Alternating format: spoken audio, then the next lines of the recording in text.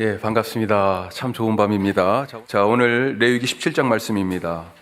레위기를 크게 둘로 나누면 학자마다 조금씩 차이가 있습니다만 대개 16장까지가 앞부분, 17장부터 27장까지가 뒷부분인데 16장까지는 하나님의 소유된 백성으로서의 이스라엘의 두 가지 정체성의 모습이 있다고 그랬죠. 하나는 뭡니까?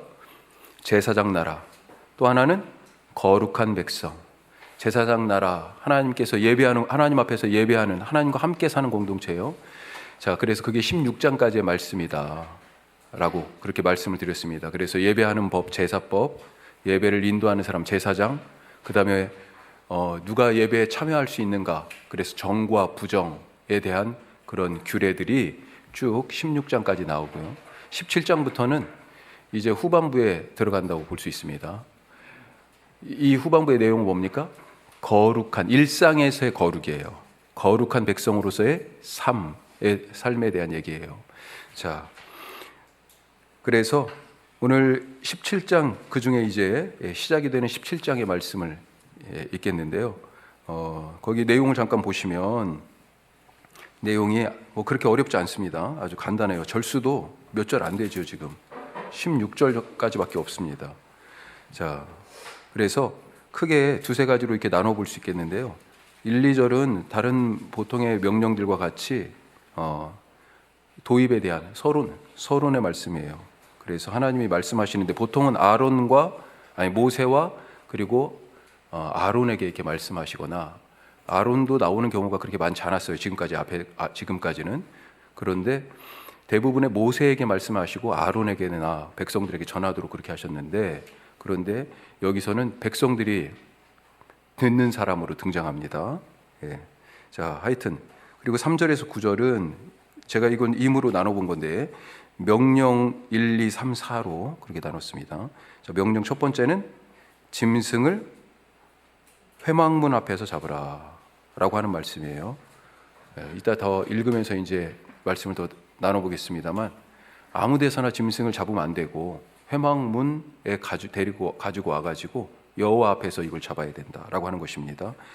그 다음에 10절에 12절은 두 번째 명령, 짐승을 잡는데 죽이니까 어떻게 돼요? 피가 나오죠. 예, 그 피에 대한 얘기예요. 짐승을 피채 먹지 말라, 피를 먹지 말라라고 하는 말씀이 10절에서 12절, 그 이유가 또 나오죠. 자, 그리고 세 번째 명령, 아까 짐승은, 제사하기 위한 짐승은 들짐승은 안 돼요. 가축 중에서 우리가 레위기 1장에서 7장까지 제사법에 대해서 말씀 나눴었습니다만, 뭘 합니까? 짐승이, 제물이 되는 짐승이 집에서 키운 짐승, 가축만 돼요. 가축만. 예외가 있다고 그러면 번역이 집비둘기, 산비둘기 이렇게 돼가지고 산비둘기가 산에서 잡은 것처럼 이렇게 느껴지는데, 그래서 예외처럼 보이는데 이게 아마 종류를 얘기할 겁니다. 예, 번역이 집비둘기, 산비둘기로 돼서 그렇지 야생이 거의 아닌, 집에서 길리운 가축으로 흠이 없는 것을 골라서 하나님께 드렸어요. 그런데 이런 가축 말고도 뭐 사슴이나 노루 같은 것도 있잖아요. 예, 그런 것들은 어떻게 할까? 사냥한 들짐승에 대한 얘기가 세 번째 명령에 있고요. 네 번째 명령은 사냥하지 않았는데 죽어 있는 거 있어요. 자, 이것도 고기 덩어리잖아요. 그렇죠? 야, 이걸 어떻게 먹어야 될까? 자, 죽은 것, 사람의 죽은 것, 시체나 동물의 사체를 건드리면 어떻게 됩니까?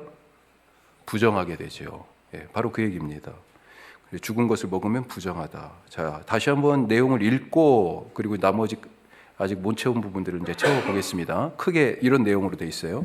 자, 우선 16절까지 말씀을 뭐 별로 안 되니까 쭉 한번 읽어보겠습니다. 우리 같이 읽겠습니다. 레위기 17장 말씀입니다. 여호와께서 모세에게 말씀하여 이르시되 아론과 그의 아들들과 이스라엘의 모든 자손에게 그들에게 이르기를 여호와의 명령이 이러하시다 하라. 이스라엘 집의 모든 사람이 소나 어린 양이나 염소를 진영 안에서 잡든지 진영 밖에서 잡든지 먼저 회막문으로 끌고 가서 여호와의 성막 앞에서 여호와께 예물로 드리지 아니하는 자는 피 흘린 자로 여길 것이라. 그가 피를 흘렸은즉 자기 백성 중에서 끊어지리라. 그런즉 이스라엘 자손이 들에서 잡던 그들의 재물을 회막문 여호와께로 끌고 가서 제사장에게 주어 화목제로 여호와께 드려야 할 것이요, 제사장은 그 피를 회막문 여호와의 제단에 뿌리고 그 기름을 불살라 여호와께 향기로운 냄새가 되게 할 것이라. 그들은 전에 음란하게 섬기던 순념소에게 다시 제사하지 말 것이라. 이는 그들이 대대로 지킬 영원한 규례니라. 너는 또 그들에게 이르라. 이스라엘 집 사람이나 혹은 그들 중에 거류하는 거류민이 번제나 제물을 드리되 회막문으로 가져다가 여호와께 드리지 아니하면 그는 백성 중에서 끊어지리라. 이스라엘 집 사람이나 그들 중에 거류하는 거류민 중에 무슨 피든지 먹는 자가 있으면 내가 그 피를 먹는 그 사람에게는 내 얼굴을 대하여 그를 백성 중에서 끊으리니 육체의 생명은 피에 있음이라. 내가 이 피를 너희에게 주어 제단에 뿌려 너희의 생명을 위하여 속죄하게 하였나니 생명이 피에 있으므로 피가 죄를 속하느니라. 그러므로 내가 이스라엘 자손에게 말하기를 너희 중에 아무도 피를 먹지 말며 너희 중에 거류하는 거류민이라도 피를 먹지 말라 하였나니, 모든 이스라엘 자손이나 그들 중에 거류하는 거류민이 먹을 만한 짐승이나 새를 사냥하여 잡거든 그것에 피를 흘리고 흙으로 덮을지니라. 모든 생물은 그 피가 생명과 일체라. 그러므로 내가 이스라엘 자손에게 이르기를 너희는 어떤 육체의 피든지 먹지 말라 하였나니, 모든 육체의 생명은 그것의 피인즉 그 피를 먹는 모든 자는 끊어지리라. 또 스스로 죽은 것이나 들짐승에게 찢겨 죽은 것을 먹은 모든 자는 본토인이거나 거류민이거나 그의 옷을 빨고 물로 몸을 씻을 것이며 저녁까지 부정하고 그 후에는 정하려니와, 그가 빨지 아니하거나 그의 몸을 물로 씻지 아니하면 그가 죄를 담당하리라. 아멘. 아멘.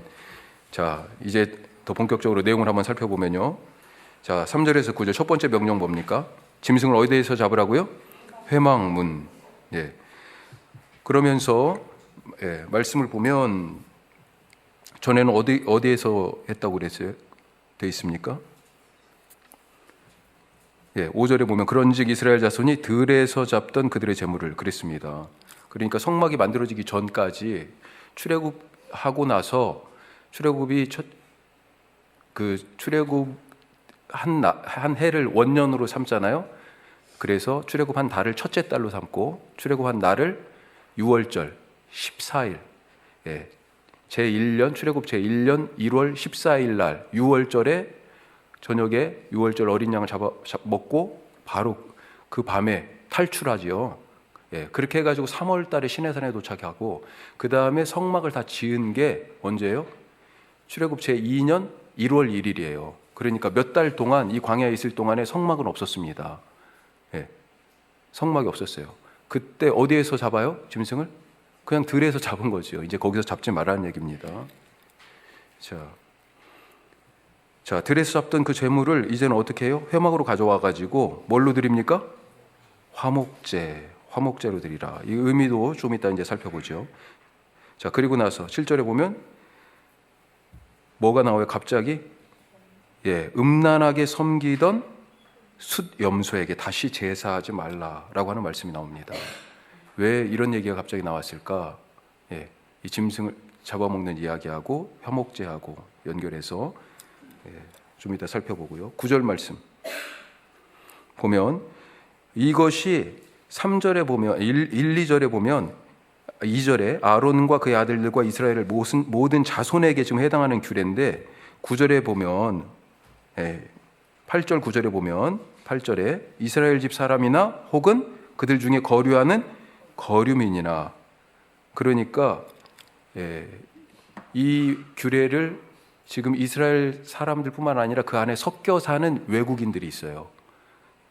그 사람들도 똑같이 예외 없이, 이게 왜 그러냐면 아까 음란하게 섬기던 숫염소, 그러니까 쉽게 얘기하면 이방신을 섬기는 제사 풍습이에요. 이스라엘 백성 중에 거하는 거류민들은 지금 여호와 하나님을 잘 모를 수 있잖아요. 그렇죠? 자기들이 섬기던 방식과 섬기던 신을 섬길 수 있는데 그거 안 된다라고 하는 것입니다. 예. 혼합이 안 된다는 거예요. 자, 그렇게 되면 회막문에서 드리지 않고 피자 먹게 되면 어떻게 됩니까? 백성 중에서 끊어지리라. 그렇게 말하고 있습니다. 자, 우선 여기까지 한번 살펴보면 우리 그 밑에 교훈과 질문 1번. 자, 이 말씀을 가지고 우리가 조금 더 살펴보면 1번. 뭘 얘기할까요? 함께 나눠 먹으라. 함께 나눠 먹으라. 광야에서 제일 중요한 것 중에 하나가 무엇이었을까요? 출애굽기 말씀 나누면서 키워드 두 개를 말씀드렸었는데 이스라엘 백성들이 광야에 딱 나왔을 때 뭐가 제일 걱정됐을까요? 먹고 사는 거지. 뭘 먹을까요? 벌써 당장에 물 떨어졌습니다. 먹을 거 3일 만에 다 떨어졌어요. 예. 3일 지나고 나서 물이 먼저 떨어졌고 그 다음에 먹을 거 떨어졌어요. 자, 무엇을 먹고 마시며 살아갈까? 또 한 가지는 안전, 그렇죠? 공급, 어떻게 공급받을까 먹을 것을. 그 다음에 나는 안전한가? 길을 모르잖아요. 어디로 가야 될지, 적이 어디서 나타나야 될지. 그러니까 이스라엘 백성들에게 광야 생활 중에 제일 중요한 주제 중에 하나는 무엇을 먹고 살까 했어요. 더군다나 농사를 지을 수 없었습니다. 광야는 땅도 척박하지만 이동하고 있잖아요. 그래서 하나님은 먹을 것이 없다고 아우성침에 불만을 토로하고 이 광야 생활에 대한 불안감을 조성하는 그런 이 백성들을 향해서 걱정하지 마 그러면서 뭘 주셨어요? 만나를 주셨지요. 자, 그렇게 하나님은 농사 짓지 아니한 것을 이 백성들이 거저 얻게 하셨습니다. 자, 그런데 출애굽기에서 만나를 주신 그 장면, 그 백성들이 불평하던 그 장면을 가만히 보면 백성들이 원하는 것이 만나뿐만 아니라 또 한 가지가 더 있었어요. 둘 다 먹을 것인데 만나 같은 곡식류에다가 사실은 먼저 얘기한 게 있어요. 고기. 자, 거기 말씀 있죠? 출애굽기 16장 3절, 좀 작은 글씨인데 자, 같이 한번 읽어보겠습니다.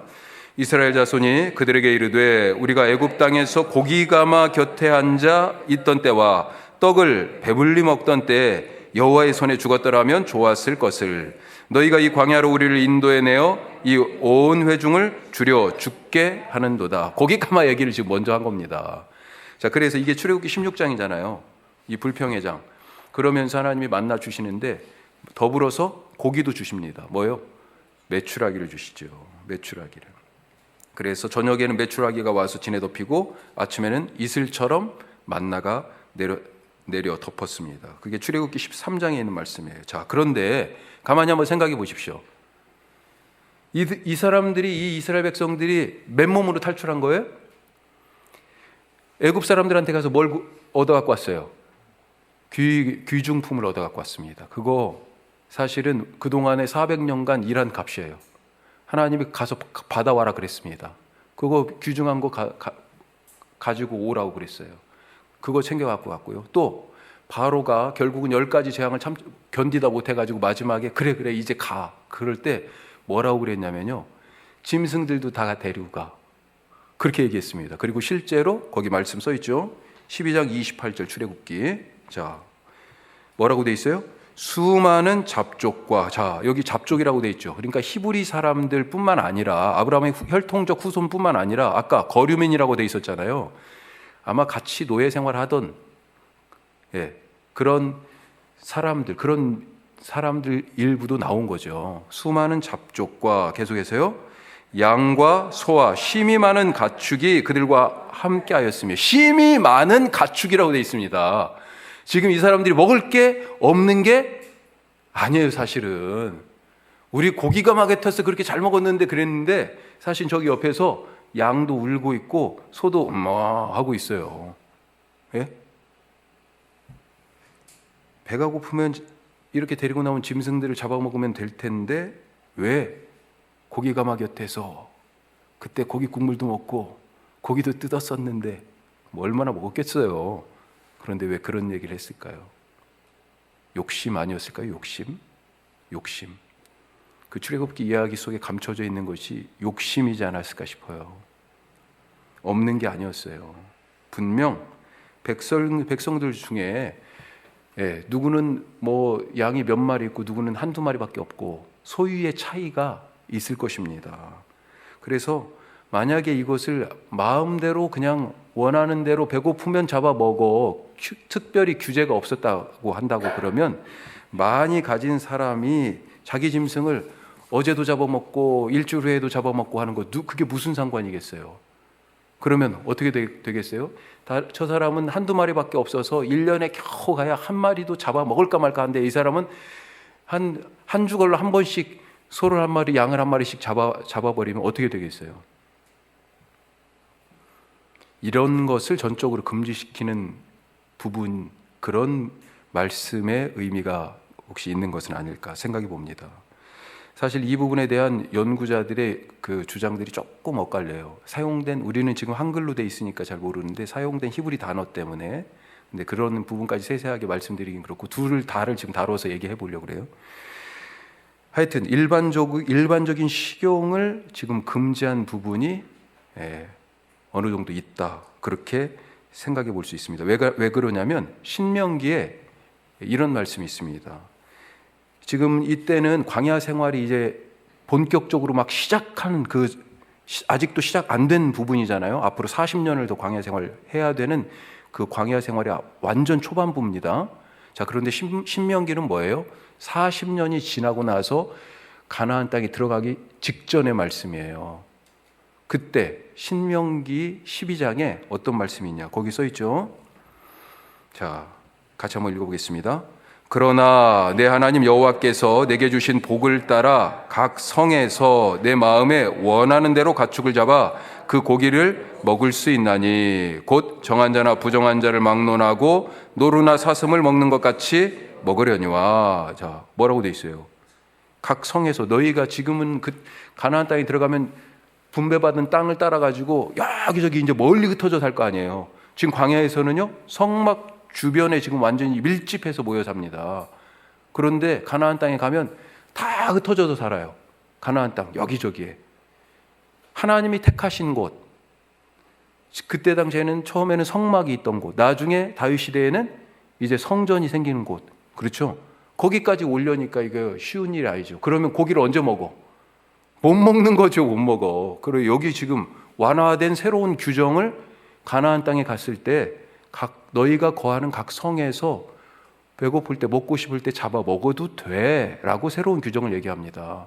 그러니까 이 레위기 말씀, 오늘 읽은 이때 말씀은 만약에 지금도 마음대로 자기들이 있는 처소에서 텐트 앞에서 잡아먹을 수 있었다면 신명기 12장에서 이런 말씀을 굳이 또 할 필요가 뭐가 있어요? 그렇죠?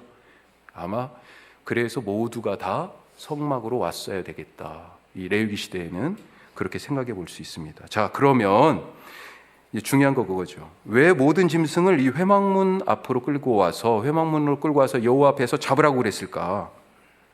5절 말씀에 그 열쇠가 있습니다. 자, 5절 뭐라고 되어 있어요? 잡아먹고 싶은 짐승을 어떻게 하라고요? 하나님께 화목제로 드려라. 화목제. 그래서 화목제로 드리라고 하는 거예요. 화목제가 뭡니까? 아까 이건 내 짐승이니까 내 거니까 내가 그냥 먹고 싶은 데서 내 텐트 앞에서 마음대로 잡아먹었어요. 잡아먹을 수 있었다고 한다면 그건 누가 먹는 거예요? 나나 내 식구만 그냥 먹고 끝나는 거잖아요. 근데 화목제는 뭡니까? 화목제는 공동식사예요. 공동식사. 하나님하고 같이 함께하는 식사입니다. 하나님 몫이 따로 있어요. 우리 밥을 딱 하면 옛날에는 그랬죠. 아버지 거 해가지고 아랫목에도 딱 넣어놓고, 예. 지금 아직 자식이 아직 안 들어왔어. 그러면 그때도 마찬가지예요. 그렇게 따로 탁 해가지고 상을 차려놓고 준비해놓고 그런 정성이 있었죠. 지금도 우리 엄마들 다 그러시잖아. 예. 웃으시는 분들이 계세요. 예. 하나님 몫이 따로 있어요. 예, 화목제에서 하나님 몫이 무엇입니까? 그 짐승의 이미 다 했는데 피. 그래서 피를 번제단에 뿌린다고 돼 있잖아요. 그렇죠. 또 번제단에 태우는 게 있어요. 하나님 몫으로. 태우니까 화제예요. 그래서 그 연기가 하나님께 올라가요. 예. 하나님이 그걸 기뻐하시는 거지. 하나님이 내가 먹었다 이런 의미로 그걸 화제라고 표현해요. 뭘 태웁니까? 기름과 콩팥. 예, 그거예요. 피와 기름이 뭐예요? 가장 좋은 거야. 이 짐승 중에 가장 좋은 것. 이게 하나님 몫입니다. 그리고 이 나머지 고기는 어떻게 해요? 제사장 몫이 있어요. 제사장 몫. 그리고 나서 나머지는 예배자, 그리고 예배자의 가족, 예배자가 초청한 예배자의 친구들, 이 사람들이 나눠 먹는데 중요한 건 뭐냐? 먹는 기간이에요. 자, 화목제면 크게 세 가지로 나눌 수 있는데 하나는 감사로 드리는 화목제, 그리고 그 다음에 나머지는 자원하는 화목제나 서원을 갚기 위한 화목제가 있어요. 그런데 자원이나 서원은 이틀째까지 먹을 수 있어요. 제 3일째 고기가 아직도 남아있으면 이건 부정한 거예요. 태워야 돼. 그런데 감사로 드리는 화목제는 그날 다 먹어야 돼, 그날.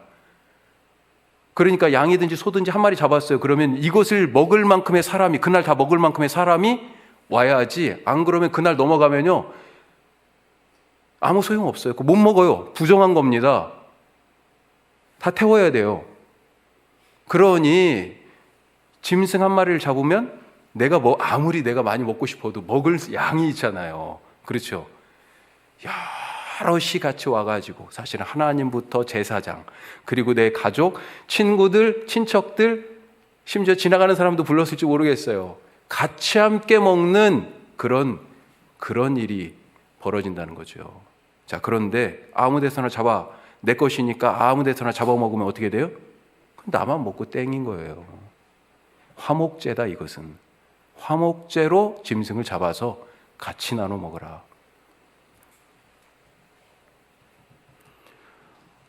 우리의 예배가 나 혼자 행복하고 좋은 것이 아니라 다른 사람들도 영적으로 또 삶에서 풍요하게 하고 배부르게 하는 그런 예배가 될 수 있기를 간절히 바랍니다.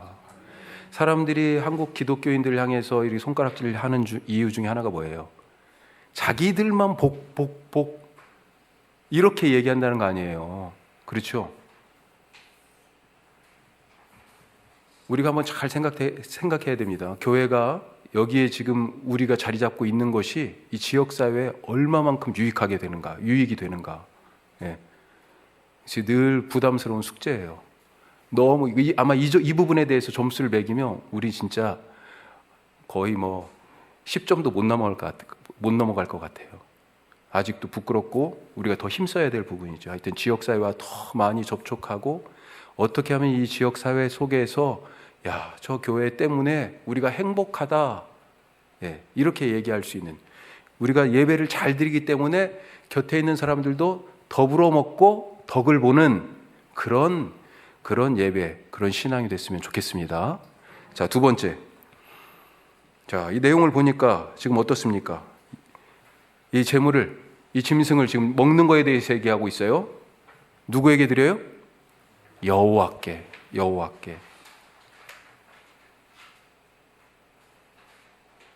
여호와께 드리라. 자, 자기들 마음대로 짐승을 잡지 말고 회막문으로 끌고 와서 여호와 앞에서 잡아라. 화목제로 드려라. 이렇게 말하는 또 다른 이유는 뭐예요? 이스라엘이 누구에게 예배해야 하는지 그것을 지금 분명하게 가르쳐주는 말씀입니다. 자, 6절 말씀 다시 한번 읽어보겠습니다. 6절. 자, 6절입니다. 제사장은 그 피를 회막문 여호와의 제단에 뿌리고 그 기름을 불살라 여호와께 향기로운 냄새가 되게 할 것이라. 말씀드렸죠. 제단에 뭘 뿌려요? 번제단에 피. 누구 거? 하나님 거예요. 이거 지금 공동 식사입니다. 이 화목제 예배 중에 지금 예배 절차예요. 또 기름을 불살라. 그렇죠. 번제단에서 기름을 불살라. 이거 하나님 지금 드시는 거예요. 다시 말씀드리지만 함께 먹는 것입니다. 자, 그런데 이렇게 화목제 예배를 모두가 함께 먹으면서 드리는 이유가 뭘까? 7절에 나와 있어요. 아주 분명하게. 자, 7절 같이 합니다. 그들은 전에 음란하게 섬기던 순념수에게 다시 제사하지 말 것이라. 이는 그들이 대대로 지킬 영원한 규례니라. 이게 무슨 말이에요? 예전에 들에서 자기들이 마음대로 짐승을 잡아서 사실은 자기만 먹고 이런 먹는 것에서 그친 게 아니고요. 그것이 사실은 무언가를 예배하는 의식으로 악용되기도 했다는 겁니다. 이스라엘 백성들이 모세가 시내산에서 하나님 만나가지고 언약의 돌판, 십계명 말씀 받고 여러 말씀을 받을 때 그때 산 밑에서 뭐 하고 있었어요? 뭘 섬겼어요? 신을 만들었잖아요. 숫송아지를 섬겼잖아요. 이 숫송아지와 더불어서 이 이스라엘 백성들이 전에부터 쭉 섬겨오던 게 있어요. 언제적인지는 모르겠지만 그게 뭐예요? 순념소예요. 지금 순념소. 그걸 얘기하고 있습니다. 순념소는 그래서 16장에도 염소에 대한 얘기가, 아사셀의 염소에 대한 얘기가 나오는데, 그건 뭐 나중에 혹시 집에 가서 16장 한번 들어보시고, 자, 이 순념소는 뭐냐면 광야에 거하는 것으로 여겨지는 어떤 마귀적인 존재예요. 그것을 지금 숭배하고 있는 것입니다. 섬기는 거예요. 신적 능력을 가진 그런 존재다라고 여기고 그걸 순념소로 형상화해서 예전에 숫송아지를 섬기듯이 그렇게 섬기는 겁니다. 그러니까 하나님을 대신하는 이스라엘 백성들 중에 어떤 사람들은 하나님을 대신하여 의지하고 섬기던 신적 존재가 바로 순념소라는 거예요. 그것을 우상화한 게 순념소 모습인 거죠. 자, 이런 것이 어디에 나오냐면 나중에 이사야가 바벨론이나 에돔이 하나님으로부터 심판을 받을 때 황폐하게 되는데 그때 모습에 이 순념소가 나옵니다. 자, 거기 지금 기록되어 있죠. 이사야 13장 21절 말씀. 자, 순념소에 대해서 지금 우리가 알아보고 있어요. 같이 한번 읽어보겠습니다. 오직 들짐승들이 거기에 엎드리고 부르짖는 짐승이 그들의 가옥에 가득하며 타조가 거기에 깃들이며 들양이 거기에서 뛸 것이요. 이게 지금 심판받아서 황폐하게 된 바벨론 혹은 에돔에 대한 모습이에요. 자, 뭐가 나와요? 굵은 글씨로 들양. 이 번역을 이렇게 해놨는데 이게 지금 순념소입니다. 히브리 말로 거기에 사이르라고 하는 것의 복수형이에요. 그래서 순념소들입니다. 사실은 이게 카톨릭 성경에서는 그래서 염소 귀신들 이렇게 번역해놨어요. 염소 귀신. 귀신적인 존재, 마귀적인 존재, 신적 능력을 가진 광야에 있는 그런 신적 존재를 지금 순념소라고 얘기하는 거예요. 자, 34장, 이사야 34장 말씀도 비슷해요. 같이 보겠습니다. 들짐승이 이리와 만나며 순념소가 그 동류를 부르며 올빼미가 거기에 살며 쉬는 처소로 삼으며. 심판을 받고 지금 완전히 황폐화된 그런 모습을 지금 얘기하는데 순념소가 거기 있대요. 올빼미가 카톨릭 성경은 뭐라고 번역했냐면 좀 더 의역해가지고 도깨비라고 번역해놨어요. 그러니까 광야에 있는 귀신과 같은 존재. 순념소가 지금 그렇게 된 것입니다. 심지어 남과 북이 이스라엘이 나중에 갈라지잖아요. 그때 북이스라엘의 처음 왕 여로보암이 남유다 르호보암 왕이 이제 이렇게 나눠졌잖아요.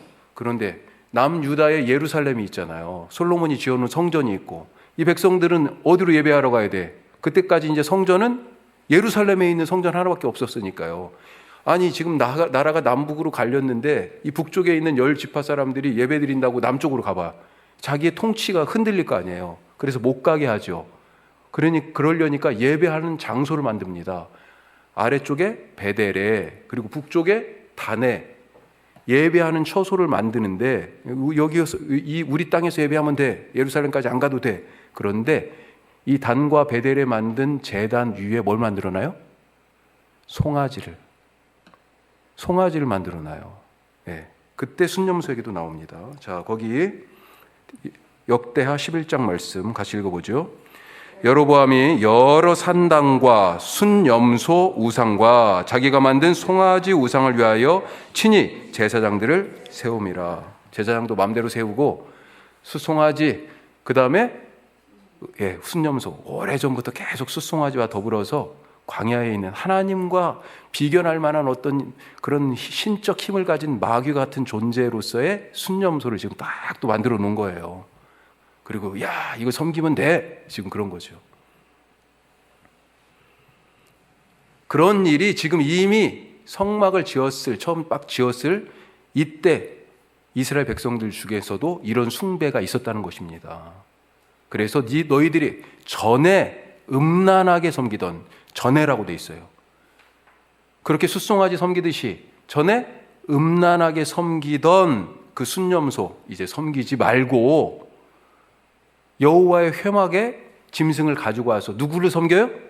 여호와만 예배하라. 지금 그겁니다. 그러니까 짐승을 아무 데서나 잡지 말라는 얘기는 뭐예요?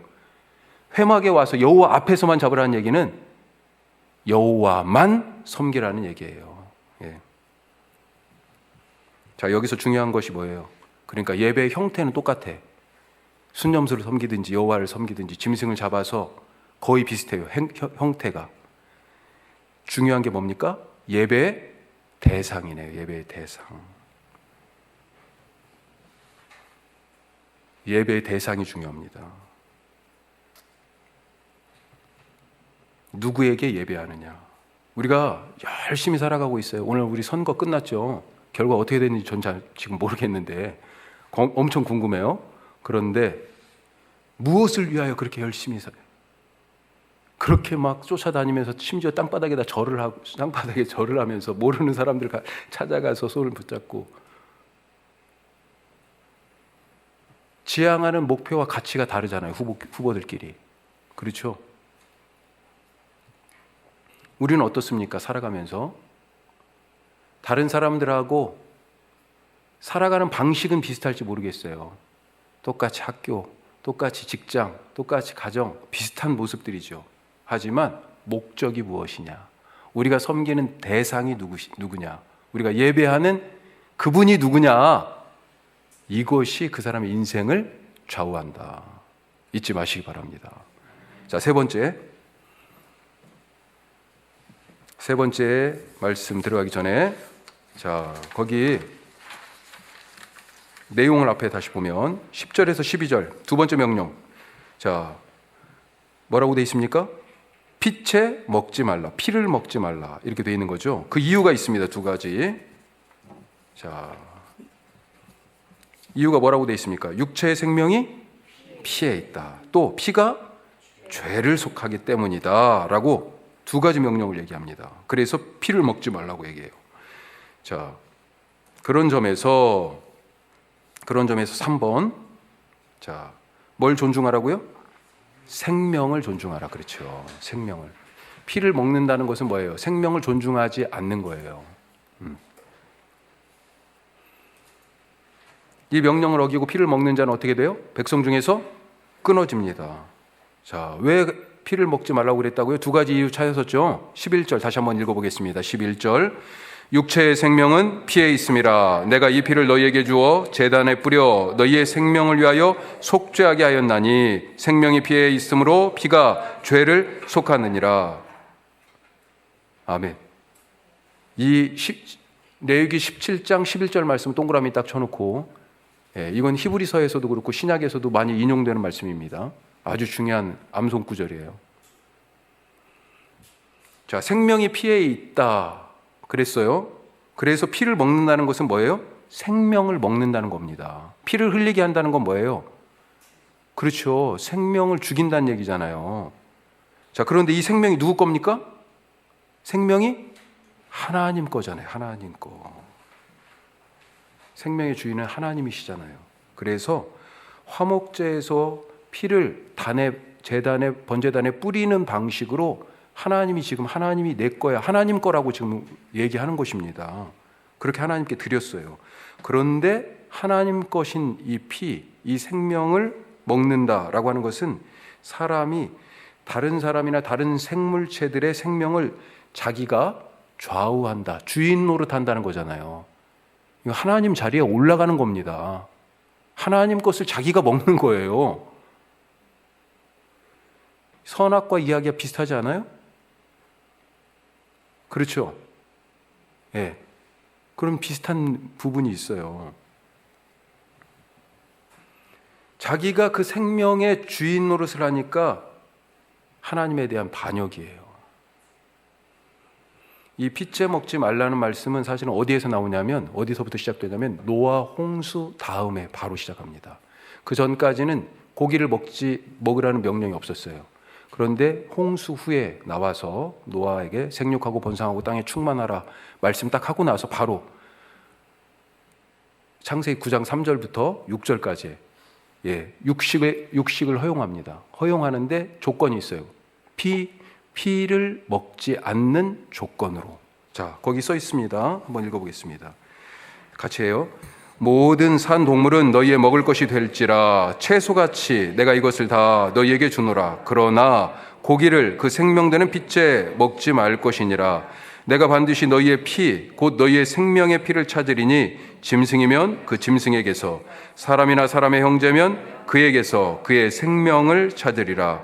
다른 사람의 피를 흘리면 그 사람의 피도 흘릴 것이니 이는 하나님이 자기 형상대로 사람을 지으셨음이니라. 아멘. 정말 대단한 말씀 아니에요? 예.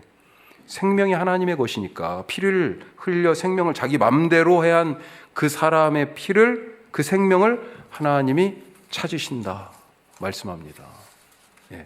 피채 먹지 말라는 얘기가 이게 무슨 진짜로 도살 해가지고 핏물이 막 있어야 맛있어요? 살짝 구워가지고 레어로 구워주세요. 그래 맛있어요? 그런 얘기를 하려고 하는 게 아니죠. 누군가의 생명을 해하는 행위, 그게 바로 피채 먹는 얘기예요. 이 시대에 남의 생명, 다른 생명체의 생명을 내 마음대로, 나 좋자고, 나 편하자고 그렇게 마음대로 하는 일들이 얼마나 많이 있습니까?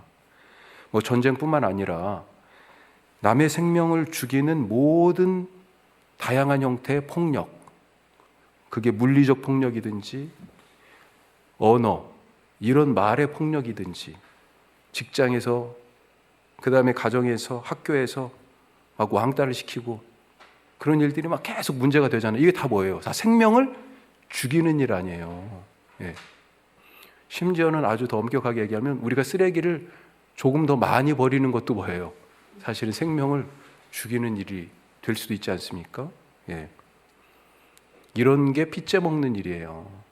사실은 그런 거 생각하면 아무것도 할 수 없을 것 같죠. 우리가 그런 책임감을 가지고 살았으면 좋겠어요. 생명을 존중하는 정신. 자, 마지막 네 번째. 어떻습니까? 피가 죄를 속한다. 짐승의 피가 예배자의 생명을 대신했습니다. 죄값을 치르고 죽어야 할 사람 대신 짐승이 대신 피를 흘려서 이 예배하는 사람의 생명을 구했어요. 우리가 알죠. 하나님의 어린 양 예수님이 이렇게 우리 대신 피를 흘려 죽으심으로 우리의 생명을 구하시고 우리의 죄를 대신 속했습니다. 죄값을 대신 치르셨어요. 이걸 대속이라고 얘기하는 거죠. 대속. 그러니 우리가 어떻게 살아야 되겠습니까? 신앙이 무엇이냐, 이것에 대해 조금 잘못 알면 예수님의 십자가를 묵상하는 것, 이거 참 귀한 거잖아요. 그런데 거기에서 딱 그치는 경우가 있어. 정말 안타까운 신앙이에요. 예수님의 십자가를 묵상하면 그 다음에 뭐가 나와야 돼요? 자기 십자가를 지고 예수님을 따르는 일이 나와야 되죠. 그런데 묵상만 딱 하고 끝나. 이게 문제인 거죠. 이게 피가 죄를 속했어요. 내 죄를 속했어요. 예수님의 피가 그것만 묵상하고 끝나요? 나도 예수님처럼 내 십자가를 지고 예수님을 따라야 되니 나도 누군가를 위하여 피를 흘릴, 십자가를 질 그런 헌신이 있어야 되는 거죠. 피가 죄를 속한다라고 하는 것을 믿는 사람이 자기 십자가를 지고 예수님처럼 죽음으로 가는 것입니다. 피를 흘리러. 우리가 그런 삶을 살아갈 수 있기를 간절히 바랍니다. 예, 기도하겠습니다.